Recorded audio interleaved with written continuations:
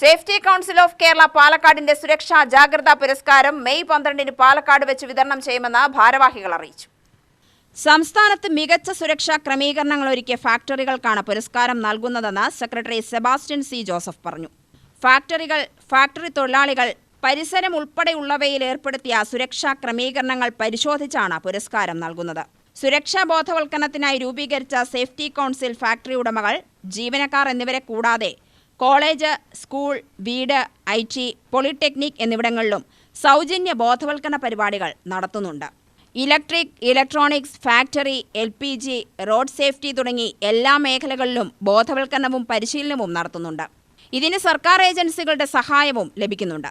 സുരക്ഷാബോധം എല്ലാ മേഖലകളിലും വളർത്തിയെടുക്കുകയാണ് ലക്ഷ്യം. ഇതിന്റെ ഭാഗമായി ഫസ്റ്റ് എയ്ഡ് കോഴ്സ് സംഘടിപ്പിക്കുമെന്നും സെക്രട്ടറി സെബാസ്റ്റ്യൻ സി ജോസഫ് പറഞ്ഞു.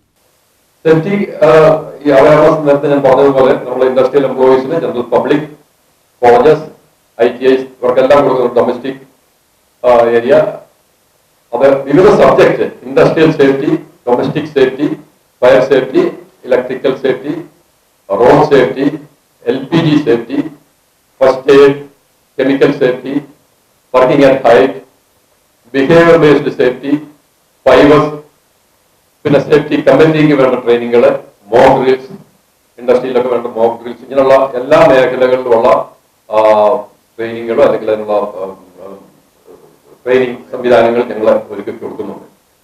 അതുപോലെ തന്നെ ഫ്രീ പ്രോഗ്രാംസ് പലതും നമ്മൾ ഈ ഇൻഡസ്ട്രിയിലൊക്കെ ചെയ്യുമ്പോഴത്തേക്ക് നോമിനലായിട്ടൊരു ഫീ വാങ്ങാറുണ്ട്. ബാക്കി ഫ്രീ പ്രോഗ്രാംസ് നമ്മൾ സ്കൂള്, കോളേജുകള്, ഹൗസിംഗ് കോളനികൾ, അങ്ങനെയുള്ള ഏരിയയിലൊക്കെ നമ്മൾ ഫ്രീ ആയിട്ടുള്ള ട്രെയിനിങ്ങുകൾ കൊടുക്കാറുണ്ട്.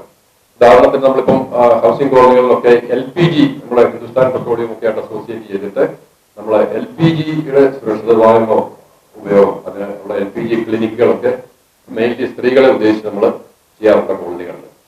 ജോയിന്റ് സെക്രട്ടറി ബേബി, വിജയരാഘവൻ, രാജേഷ് എന്നിവരും വാർത്താ സമ്മേളനത്തിൽ പങ്കെടുത്തു.